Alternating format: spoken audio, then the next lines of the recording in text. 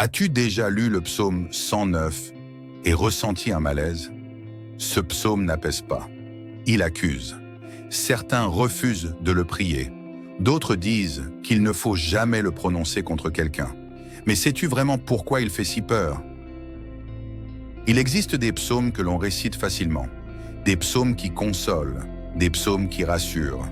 Et puis il y a le psaume 109, un psaume que beaucoup lisent, mais que peu osent vraiment affronter. Dès les premiers versets, quelque chose dérange. Le ton est sec, direct, sans détour. Ô Dieu de ma louange, ne te tais point. Ici, il n'y a pas de demande douce, il n'y a pas de supplication humble, il y a une interpellation frontale. Ce psaume ne commence pas par une prière classique. Il commence par une accusation portée devant Dieu, et c'est précisément pour cela qu'il met mal à l'aise. Car le psaume 109 ne cherche pas à attendrir Dieu. Il l'appelle à juger. Puis viennent les mots qui choquent, des mots que beaucoup préfèrent survoler ou ne jamais lire à voix haute. Qu'un autre prenne sa charge, que ses jours soient peu nombreux.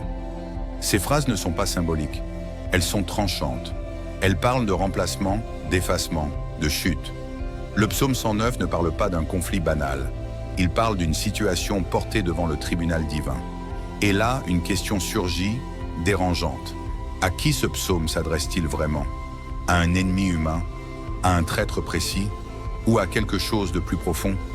Ce psaume va plus loin. Il touche à la descendance, à la mémoire, à l'héritage. Que ses enfants deviennent orphelins, que sa mémoire disparaisse de la terre. Ces paroles ne sont pas là pour flatter l'ego. Elles ne sont pas là pour nourrir la colère. Elles décrivent une justice radicale, une justice que l'homme ne maîtrise pas et que beaucoup préfèrent ne pas regarder en face. C'est pour cela que le psaume 109 fait peur, parce qu'il ne laisse aucune place au compromis, parce qu'il ne cherche pas à justifier l'émotion humaine, parce qu'il remet toute chose entre les mains de Dieu, sans garantie sur l'issue. Et c'est là que le malaise devient plus profond. Dans le livre des Actes, un verset de ce psaume est repris. Pas au hasard, pas comme une simple citation. Il est appliqué à Judas. Qu'un autre prenne sa charge. Judas, le traître, celui qui a marché avec Jésus et qui l'a livré. Le psaume 109 devient alors un miroir de la trahison, un miroir du mensonge, un miroir de ce qui se cache derrière certaines apparences. Alors forcément, une pensée traverse l'esprit. Et si ce psaume n'était pas destiné à être utilisé contre quelqu'un, mais à révéler quelque chose? C'est pour cela que beaucoup ne supportent pas ce psaume, parce qu'il ne désigne pas seulement un ennemi extérieur, il expose une réalité spirituelle dérangeante. Il sépare, il tranche, il met en lumière ce que Dieu ne tolère pas. Et si ce psaume te met mal à l'aise, si tu ressens une tension en l'entendant, ce n'est peut-être pas parce qu'il est dangereux, mais parce qu'il ne ment pas. Et maintenant que tu comprends cela, il reste une chose essentielle à découvrir. Pourquoi ce psaume a toujours été mis à part? Et pourquoi il cache bien plus qu'une simple prière de colère? Le psaume 109 n'a jamais été censuré, il n'a jamais été retiré de la Bible. Et pourtant, il a toujours été mis à distance. Ce n'est pas un psaume que l'on enseigne facilement. Ce n'est pas un psaume que l'on récite en assemblée. Ce n'est pas un psaume que l'on transmet aux enfants. Pourquoi? Parce qu'il touche à une zone que beaucoup préfèrent éviter. La justice de Dieu quand elle n'est plus confortable. Depuis l'Antiquité, ce psaume intrigue. Les rabbins le lisaient avec prudence. Les pères de l'Église le commentaient avec réserve. Non pas parce qu'il serait faux, mais parce qu'il est lourd de sens. Un premier secret apparaît ici. Le psaume 109 n'est pas seulement une plainte personnelle de David. Il est prophétique. David parle comme un homme persécuté, oui, mais il parle aussi comme un roi inspiré, portant une parole qui le dépasse. Ils me rendent le mal pour le bien et la haine pour mon amour. Ces mots résonnent étrangement. Il ne parle pas seulement de David, il parle de quelqu'un d'autre. C'est pour cela que, des siècles plus tard, l'apôtre Pierre cite ce psaume dans le livre des Actes. Pas pour expliquer le passé, mais pour interpréter un événement majeur, la chute de Judas. Qu'un autre prenne sa charge. Ce verset, écrit bien avant la naissance de Jésus, devient une clé pour comprendre la trahison du Christ. Et là, quelque chose bascule. Le psaume 109 cesse d'être seulement un texte de colère. Il devient un témoignage prophétique. Il ne décrit pas un simple ennemi, il décrit l'esprit de trahison, l'esprit qui se tient là où il ne devrait pas être, l'esprit qui parle avec douceur, mais agit avec perfidie. C'est pour cela que ce psaume dérange encore aujourd'hui, parce qu'il ne parle pas seulement du passé, il parle d'un principe spirituel intemporel. Dans certaines lectures anciennes, le méchant mentionné dans ce psaume n'est pas seulement un homme, c'est une fonction, une posture, une position spirituelle opposée à la vérité. Et le mot utilisé en hébreu pour adversaire est lourd de sens. Il désigne celui qui se dresse contre, celui qui accuse, celui qui détourne. Ce psaume devient alors une prière de dévoilement.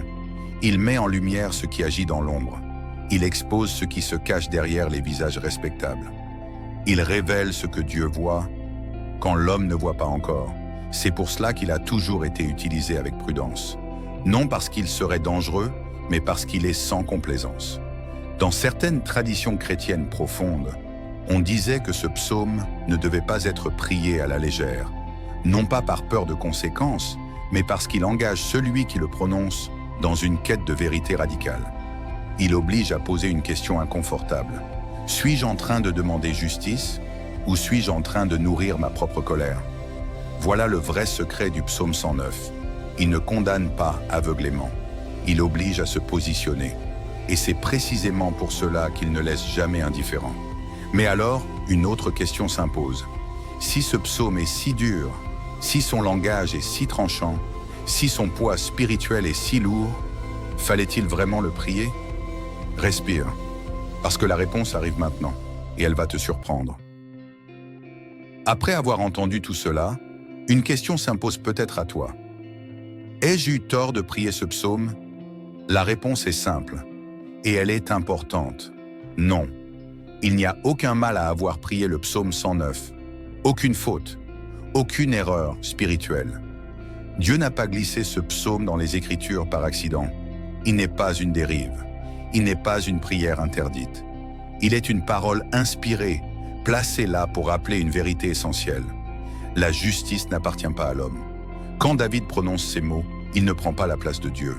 Il lui remet la situation. Le psaume 109 n'est pas un appel à la vengeance personnelle. Il est un abandon total du jugement à Dieu. C'est une nuance capitale. Dans ce psaume, David ne dit jamais « je vais me venger ». Il dit « vois, juge, décide ». Et cela change tout. Si tu as prié ce psaume dans un moment de colère, dans une situation d'injustice, dans un sentiment d'impuissance, Dieu ne t'a pas condamné pour cela. Il a regardé ton cœur. La Bible est claire. Dieu sonde les intentions, pas seulement les mots.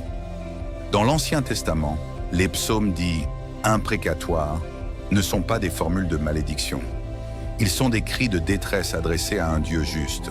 Et dans le Nouveau Testament, Jésus n'annule pas cette justice. Il l'accomplit. Il nous apprend à aimer nos ennemis, oui, mais il ne nous demande jamais de nier l'injustice. Le psaume 109 montre une chose que beaucoup oublient, le mal existe, la trahison existe, et Dieu ne ferme pas les yeux dessus. Si tu as prié ce psaume, ce n'est pas parce que tu voulais détruire quelqu'un, c'est peut-être parce que tu ne savais plus comment te défendre. Et Dieu comprend cela. Mais ce psaume t'enseigne aussi une limite claire. Ce jugement ne t'appartient pas. Il ne t'est pas demandé de frapper.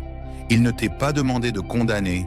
Il t'est demandé de laisser Dieu faire ce que toi tu ne peux pas faire sans te perdre.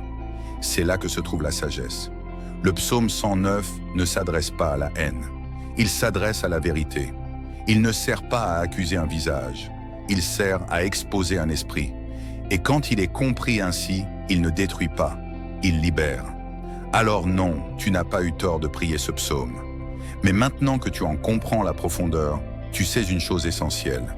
Ce psaume ne t'appelle pas à te durcir, il t'appelle à faire confiance à la justice de Dieu. Et cette confiance change tout. Il ne reste plus qu'une chose à faire maintenant. Rassembler tout ce que tu as compris et transformer cette traversée en paix intérieure durable. Si tu es arrivé jusqu'ici, ce n'est pas un hasard. Tu aurais pu fermer cette vidéo au moment où le malaise est apparu. Tu aurais pu détourner le regard quand les mots ont commencé à déranger. Mais tu es resté, et cela dit quelque chose.